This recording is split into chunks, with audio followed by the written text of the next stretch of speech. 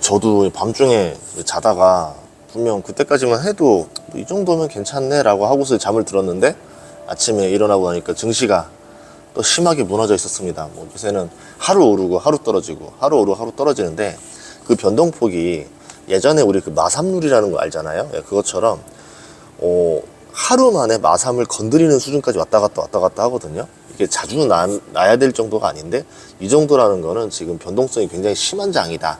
증시가 굉장히 불안해한다. 이 불안해하는 상태에서 거래대금이 올라가기 쉽지가 않습니다. 뭐 예를 들어서 확실하게 올라간다 생각해야 자기 전세금 빼고 집 팔고 뭐 이런 돈이 들어갈 거 아니에요. 근데 지금 앞으로 어떻게 될지 불안한 상황에서는 이 돈이 들어올 수가 없겠죠. 예를 들어서 뭐 증시가 바닥에서 하락하다가 갑자기 대량 거래대금이 터집니다. 이런 경우에는 이제 바닥이라고 생각한 큰 자금들이 유입이 됐다. 손바뀜이 일어났기 때문에 이때는 상승할 수가 있어요. 지금같이 고점으로 올라가면서 뭔가 이제 크게 하락할 때만 이제 거래대금 터지고 그 외에는 거래량이 과거 대비 확실히 좀 줄어든 모습을 보여줬을 때는 조심을 해야 된다라고 이제 볼 수 있고, 지금은 이 거래가 뭐 예를 들어서 예상을 줄 수 있는 것들이 많지는 않은데 트럼프 때문에 지금 많이 움직이고 있습니다. 근데 트럼프 말 한마디 때문에 움직이는 거라고 하기에는 뭔가 좀 안 맞는 것들도 있어요. 좀 이상한 게 뭐였었냐면, 제가 요새 영상을 좀 찍을 수가 없어가지고 외국이라서 어제 뭐 좀 정책을 짜는 게 있어가지고 이거 하면서 이제 켜놨었는데, 분명히 어제 장 전에 나스닥이 플러스 0.8까지 갔을 거예요. 0.8까지 상승을 하다가 장 시작되면서 갑자기 무너졌거든요. 근데 그 1시간 전에 나왔던 지표가 하나 있었습니다. 그게 뭐였었냐면 엔화가 갑자기 급등했어요. 장 시작 2시간 전인가 1시간 전부터 엔화가 갑자기 급등을 해요. 그래서 이거 이상하다, 엔화가 왜 갑자기 급등을 하지? 그리고 나서 영락 없이 갑자기 이제 장 시작되면서 무너졌죠. 무너지는 속도가 굉장히 빨랐습니다. 엔비디아 같은 경우는 플러스로 시작했다가 갑자기 마이너스 5%까지 내려갔었으니까, 그러고 나서 이거 좀 이상한데? 라고 했는데 한 새벽 2시? 3시경쯤에 또 무너졌어요. 한 번 더. 그게 또 무너지면서 엔화가 또 급등을 해요. 그 두 가지가 좀 이상한 점이 있었다. 그래서 지금은 엔캐리 청산이랑도 연관이 있기 때문에 조심을 하셔야 됩니다. 그래서 이제 엔캐리 지금 엔화가 보면은 오늘 아침에도 한 번 더 상승을 하고 있거든요. 그래서 엔화가 지금 상승이 되면서 자금이 같이 이제 내려가고, 증시에서 자금이 빠지면서 엔캐리 청산 자금이 이제 일본으로 이동하는 그 움직임까지 보시면서 여러분이 움직이셔야 될 것 같다 볼 수 있고, 그리고 지금 뭐 엔비디아만 해도 마이너스 8.7이고요. 테슬라 마이너스 2.8, 애플 마이너스 1.6, 아마존 마이너스 3.4, 브로드컴 마이너스 6, 그리고 마이크로소프트 마이너스 2, TSMC 마이너스 4, 메타 마이너스 2. 반면에 근데 뭐 스타벅스는 마이너스 0.35, 코카콜라는 오히려 상승했고, 타이슨 푸드도 상승했고, 알트리아 상승했고, AT&T 상승했습니다. 그러니까 기술주들이 무너지고 있고요. 경기 방어주들은 오히려 오르고 있어요. 예를 들어서 이게 다 무너졌을 때는 이게 같이 이제 올라오는 그 뭐라 해야 될까? 그 일시적 반등 이런 게 힘이 좋은데, 이렇게 경기 방어주로 돈이 회피하면은 기술주만 내린 상태가 되잖아요. 이런 경우에서는 우리가 좀 투자할 때 약간 조심을 좀 하셔야 된다, 이렇게 볼 수 있을 것 같아요. 어제 나스닥이 마이너스 2.64 하락했거든요. 굉장히 큰 하락폭이었었고, 그 이유 중에 하나가 트럼프인데, 트럼프 때문에 변동성이 생긴다라고 말하지만 실질적으로 우리한테 지금 대응할 수 있는 시간을 많이 줬습니다. 트럼프 당선된 게 11월인가 그렇잖아요. 그리고 취임한 게 1월이고요. 그럼 2달 정도 시간 걸렸어요. 그리고 지금 1월 20일쯤 취임을 했으니까 지금 3월 초니까 한 달 반 정도 있다가 이제 관세 부과를 한 거예요. 시장에서는 몰랐다, 설마 진짜로 관세 부과할 줄 몰랐다라고 하면서 증시 무너졌는데 안 맞죠. 이미 미국에서는 트럼프가 어떤 사람인지 이미 너무 잘 알고 있고, 20대 중반부터요 언론 플레이를 했던 사람입니다. 20대 28살인가 그때부터 이제 뭐 뉴욕 시장이랑 딜을 하고 막 이러면서 막 그 언론을 먹고, 30대 40대는 뭐 뉴욕 시장을 비난하고 욕하고 대선 후보로 나갈까 말까 뭐 이제 고민했던 거는 또 굉장히 또 오래된 역사가 있고 한 20년 됐죠.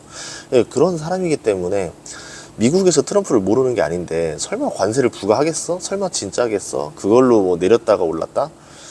그냥 약간의 좀 어떻게 보면 저는 액션이라고 봐요. 그러니까 자금이 최근에 흐름이 뭐였었냐면, 전강 후약이었었어요. 이게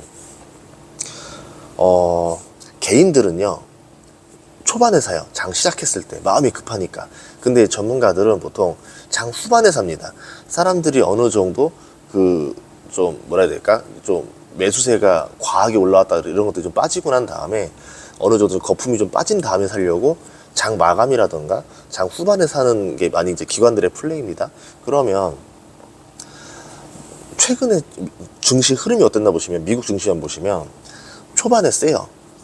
팍 올라가요. 그리고 장 후반이 되면 떨어져요. 초반에 세고 후반에 떨어지고가 최근 몇 주간에 굉장히 많이 나온 패턴입니다. 그 얘기는 뭐냐면, 뭐 이 데이터가 정확한지 모르겠지만 개인들은 계속 샀었고 기관들이 팔았었다. 몇 주 동안 물량을 계속 넘기는 일이라는 거죠. 그러면서 증시는 고점을 유지하는데 거래 대금은 그렇게 많지 않다. 그 얘기는 어떻게 보면은 조금 기관들은 자금을 서서히 발을 빼는 단계가 아니었었나, 이렇게 이제 보고 있었습니다. 트럼프에 대해서 뭐 저도 책을 쓰고 트럼프를 조사하고 공부해 본 결과가 뭐였었냐면, 트럼프가 훌륭한 사업가, 성공한 사업가로 알려져 있지만 굉장한 위기가 많았었고 굉장히 문제가 많았었어요. 특히 자기 사업에 있어서 망할 뻔했던 게, 실제로 뭐 그때 타지마할 같은 경우 파산을 했었거든요. 그 타지마할 같은 경우도 주변 사람들이 이거 하면 당신 안 된다, 이거 이 가격에 카지노랑 호텔을 사서는 아무리 장사 잘해도 이 빚도 못 갚는 일이다 라고 했는데 강행을 합니다. 강행을 하다가 그때 이제 부동산 경기가 나빠지고 대공황 검은 금요일이죠. 이게 터지고 이러면서 자금 조달이 막히니까 채권 시장에서 연 14%짜리 사채를 써서라도 그 타지마할을 완공을 시켜요. 완공시키고 나서부터 이제는 적자가 굉장히 심해져서 엄청나게 고통을 받죠. 그 고통을 받는 와중에도 트럼프는 강행을 합니다. 자존심이랑 연관된 거죠. 그 결국 어떻게 됐냐? 파산했습니다. 그 파산해가지고 그 지역 일대 하청업체들 거의 다 망하고, 본인도 굉장히 어려웠었고, 그 본인이 가지고 있었던 뭐 항공이라던가 요트라던가 다 팔고, 어떻게 기사회생했냐면은 트럼프 주식을 상장해가지고 그거로 이제 번 돈을 가지고 빚을 갚고 해결하면서 사람들이 다시 재부각이 된 거지. 만약에 그 상장을 하지 못했었더라면 트럼프는 아마 망한 사업가가 됐을 수도 있었어요. 그 얘기는 뭐냐면, 관세라는 거를 지금 부과하는 게 캐나다랑 멕시코에다 25% 부과하겠다? 부과하면 어떻게 되는지 이미 벌써 워렌 버핏이 경고를 했습니다. 워렌 버핏이 주식을 사세요 파세요라 말은 안 하지만 애둘러서 표현을 많이 하는데, 어떤 정책이나 이런 거에 대해서 부정어를 썼다라는 거는 굉장한 비난에 가깝다 보시면 됩니다. 그거는 이제 이 관세를 먹이면 결국 이게 다 가격에 반영될 것이다. 미국 국민들이 고통스러워할 거고, 그 얘기는 뭡니까? 침체가 올 수밖에 없다라는 거죠. 저는 제가 1월부터 지금까지 했던 말이 뭐냐면, 트럼프로 인해서 침체가 올 것이다 라고 계속 얘기를 하는 거고, 트럼프로 인해서 이 관세 공격이 외국들한테는 굉장히 효율적인지 모르겠지만 결국 자기네 증시에서는 깎아먹는 것들이 되게 많다라 보거든요. 그래서 증시도 조심을 해야 된다. 뭐 타이밍은 알 수 없겠죠. 상반기 언젠가에서는 이게 분명히 이제 부담스럽게 올 때가 있을 것이다. 그리고 이게 침체로 가는 어떤 유도를 하는 정책이 될 수밖에 없다. 물론 트럼프는 이게 침체가 된다 말을 하지 않죠. 트럼프니까. 트럼프는 원래 마케팅을 해야 되는 거고, 실제로 이제 봤을 때는 관세가 올라서 가격이 반영되기 시작하면 국민들이 과연 그 물건을 살까? 살 수가 없는 거죠. 비싸니까. 비싸면 안 사는데 필수제는 삽니다. 필수제를 넘어가는 선택제부터는 살 수가 없어요. 선택 소비재들은 뭐 자동차라던가 뭐 비싸지는 것들을 살 수가 없는 거죠. 그렇게 되면 당연히 사람들 소비력이 둔화되면서 고용이 박살나고 실업률이 올라가고, 근데 안 그래도 재정을 줄이겠다고 하면서 계속 사람들 자르고 있죠. 공무원들도. 그런 상태에서 경제가 좋아질 거다? 예상하기 쉽지가 않죠. 공무원을 자르니까 실업률이 올라가고 뭐 실업 청구 수당이 올라가니까 그건 괜찮은 거다? 괜찮은 게 아닙니다. 지금 미국 남부 쪽에 주택 재고량 이런 것들 보시면 안 좋아요. 되게 안 좋아요. 이제 그런 거 보면 뭐 사람들 생각할 때는 이게 물가를 잡으니까 이게 뭐 이제 금리를 인하할 수 있는 호재가 아니냐, 그렇게 해석할 수도 있지만 단기적으로는 그게 호재가 될 수가 있겠죠. 계속. 근데 문제는 장기적으로 금리를 왜 내리냐는데, 침체 때문에 금리를 내리는 거다. 이게 증시에서 호재냐 아니냐. 증시가 바닥일 땐 호재일 수도 있어요. 증시가 꽤 많이 올랐어요. 근데 여기서 침체가 온대요 라고 하면은 이거를 호재로 해석할 수가 없습니다.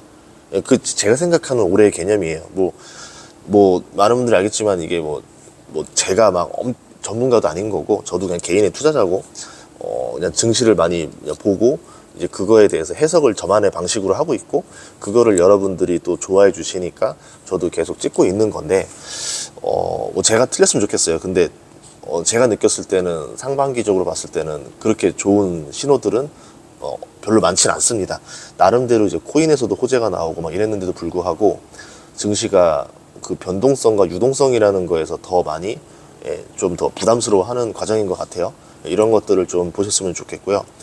그래서 지금 중국에는 추가 관세 10%를 더했었고, 갑자기 이제 이거 부과한다라고 하면서 증시가 지금 쇼크를 먹은 상태긴 한데,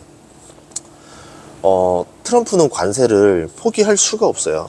왜냐하면 자기가 하고 있던 공약들을 다 순서대로 보시면요, 관세를 부과하지 않으면 다음 정책들을 할 수가 없습니다. 다음 정책 중에 뭐 대표적으로 하나가 법인세를 더 감면한다던가, 소득세 감면을 연장한다던가, 무언가를 하려면 재정 적자를 감소시켜야 돼요. 재정 적자를 감소시켜야 되는데 실제로 다 감소시킬 수가 없을 거예요. 그럼 뭐냐면 감소시킬 수 있다라는 액션이 필요한 겁니다. 이 정도로 내가 재정 적자를 줄이기 위해서 엄청난 노력을 하고 있고, 이게 엄청난 성과를 낼 거니까 그 성과, 미래 가치를 담보로 내가 좀 정책을 낼 수 있게 좀 예산을 좀 배정하는 거를 허가해줘. 이런 딜을 치려고 하는 거죠. 그렇기 때문에 관세라는 거를 갑자기 뭐 펜타닐 때문에 봐줄게, 뭐 때문에 봐줄게, 만약에 진짜로 해결됐으면 봐줬겠죠. 근데 해결되기에 굉장히 어려운 일이고, 실제로 그 나라들의 카르텔이 있기 때문에 해결의 의지가 없습니다. 그래서 트럼프 입장에서는 그냥 관세를 부과할 수밖에 없었던 거고, 실제로 그 부과를 해야 본인이 할 수 있는 정책들을 연장해 나갈 수 있어서, 이 관세만큼은 본인이 잘못됐다라는 판단이 서도 밀어붙일 것이다 라고 생각을 합니다. 그게 제가 생각하는 제일 두려움이고요. 아무튼 뭐 더 지켜봐야죠. 증시는 우선은 저도 뭐 급해서 지금 찍었는데 아마 오늘 썸네일도 없이 올라갈 것 같아요. 그리고 그래서 좀 정책 좀 짜고 있어요. 제가 뭐 제 주제에 이거를 짤 수 있다는 게 영광인 거고, 누군가는 좀 나서서 좀 젊은 세대들을 대변할 수 있는 경제 정책을 좀 이야기를 해야 된다고 해서 예, 뭐 이야기를 합니다. 뭐 우선은 뭐 당원도 아니고 정말 아무것도 아닌 외부 인사인데 그냥 정책만 얘기하는 거거든요. 그래서 뭐 나름대로 정책 6가지를 제시했어요. 근데 되게 좀 뭐라 해야 될까? 좀 되게 혁신적인 것들을 되게 많이 얘기를 했습니다. 뭐 그 중에 그냥 하나만 얘기하자면, 요새 암호화폐 하락 많이 했으니까 하자면, 암호화폐 쪽에서는 조금 더 친화적인 정책들을 제안을 했습니다. 아마도 그냥 이게 너무 언더다, 음지다, 이제 너무 규제하고, 그러니까 미국 같은 경우는 이제 이거를 지금 전략 자산으로 인정을 하겠다, 뭐 이제 이런 얘기들까지 나오고 있는 상황인데, 대한민국은 너무 많이 규제를 해요. 예를 들어서 그 코인이 뭐 불법적인 용도로 사용된다던가 뭔가 나쁜 거로 사용되는 것은 처벌을 당연히 해야 되겠죠. 근데 그게 아닌 그 경우에는 조금 더 친화적인 프렌들리를 만들어줘야 되지 않을까 싶습니다. 대표적으로 지금 알트코인들 시가총액만 해도 장난 아닙니다. 뭐 이더리움 시가총액이 삼성전자를 넘어가요. 뭐 나머지들도 보면 도지코인이 현대차 시가총액보다 더 높아요. 그 얘기는 뭐냐면, 우리나라도 글로벌 대형 코인을 잘 만들면, 루나에서 실파를 하는 게 좀 아깝긴 하지만, 만약에 그 루나급에 되는 코인들의 상당수가, 여러 개가 대한민국에서 만들어진 코인이라고 하면은, 뭐 탈중앙화니까 뭐 그게 막 직접적으로 돈이 한국으로 들어오는 건 아니겠지만, 외국 투자자들의 자금이 상당 부분은 한국으로 들어올 수 있겠죠. 그러니까 한국의 훌륭한 기업이 글로벌 기업이 되는 것처럼, 한국에서 만든 코인이 글로벌 코인이 된다면은 이 돈들이 외국에서 한국으로 들어올 수도 있을 것이다. 어떻게 보면 새로운 방식의 외화벌이가 될 수도 있을 것이다 라고 생각을 했었고, 그리고 우리나라 거래소가 대한민국의 거래량이 어마어마하게 많은데도 불구하고 좀 뭐라 해야 될까, 글로벌 거래소로 인정받는 곳이 별로 없습니다. 그래서 좀 더 많은 제도의 개선들과 좀 더 완화적인 정책들을 통해서 해외 투자자들이 한국의 코인 거래소에다가 투자를 할 수 있게 하면 어떨까. 대표적으로 테더 같은 경우만 해도 지금 시총이 200조 원이 넘거든요. 그럼 테더 같은 경우는 그냥 달러와 연동만 시켜주면 됩니다. 그럼 그 받은 돈으로 뭐 하냐면 미국 국채를 사요. 5% 이자가 나와요. 그럼 200조짜리로 5% 이자를 받으면 얼마냐면요. 200조에 5%면은 10조 원이 들어옵니다. 1년 동안. 그럼 우리나라는 1년에 10조 원이면요. 연간 상속세가, 상속 증여세 다 합쳐서 1년에 들어오는 우리나라 돈이 15조예요. 그만큼의 돈이 그냥 코인 거래소만으로도 들어올 수도 있다라는 거죠. 그래서 이거를 무조건 나쁘다가 아니라 어차피 미국은 시작을 했고 중국도 있고 뭐 홍콩도 있고 그 나라들이 이런 방식으로 다른 나라의 돈을 흡수하는 방식들도 있다라는 거죠. 나쁘다라고 생각할 때 그거를 잘 개선하면 보고도 먹으면 죽는 요리였잖아요. 근데 보고 요리를 잘 하면은 되게 비싼 고급 음식이 되는 것처럼 이런 걸 한번 잘 활용할 수는 없을까? 이런 것들 한번 고민해 보면 좋겠어요. 그래서 뭐 그런 류의 이야기들을 많이 제안을 했습니다. 그래서 대한민국 증시가 저는 진짜 5천 갈 수 있다라 보거든요. 제도만 개선하면 4천은 넘어갈 수 있어요. 나머지 천은 기업들이 잘해야 되는 거고, 그거에 대한 좀 디테일한 방법들을 말씀드렸고, 코인에 대해서도 좀 디테일한 방법도 말씀드렸고, 우리나라가 가지고 있는 경제 문제들에 대해서 어떻게 해결하면 될지를 저만의 시각, 그리고 제 주변의 사람들한테 들었던 조언들을 다 종합해서 드렸습니다. 뭐 잘 됐으면 좋겠어요. 대한민국이라는 나라가 되게 기로에 많이 서 있는 것 같은데, 이게 조금만 한 번만 더 우리가 더 잘 선택을 한다면, 예를 들어 IT라는 걸 선택한 이후부터 대한민국 20년 동안 잘 살았거든요. 이번에도 어떤 그 트렌드의 변화에서 잘만 따라간다면 대한민국의 수명이 20년은 연장될 거고, 그러면 지금 우리에 대한 혜택이 아닐 거예요. 우리보다는 이제 지금 10대 친구들, 이제 태어나는 이제 지금 자녀 세대 애들이 한 30대, 40대 됐을 때 밥벌이 할 수 있는 직장이 굉장히 많아지겠죠. 그거를 생각하는 겁니다. 여러분들도 뭐 경제를 경제를 공부하고 주식을 투자하시는 분들이니까 제 말이 어떤 건지 알 거예요. 당장의 효과도 중요하겠지만 10년 뒤, 20년 뒤에 경제에 효과를 줄 수 있는 것들은 지금부터 준비를 해야 된다라는 것들입니다. 오늘 뭐 증시도 많이 하락하고 뭐 되게 좀 그렇게 좀 기분도 좋지 않고 이렇게 하겠지만 뭐 나름대로 분석을 해서 연락드렸습니다. 여러분들 힘내시고요. 증시가 변동성이 심하다라는 거는 또 예상 못한 거로 다시 또 반등을 줄 수도 있거든요. 여러분들 잘 판단하셨으면 좋겠습니다. 마치도록 하겠습니다. 고맙습니다.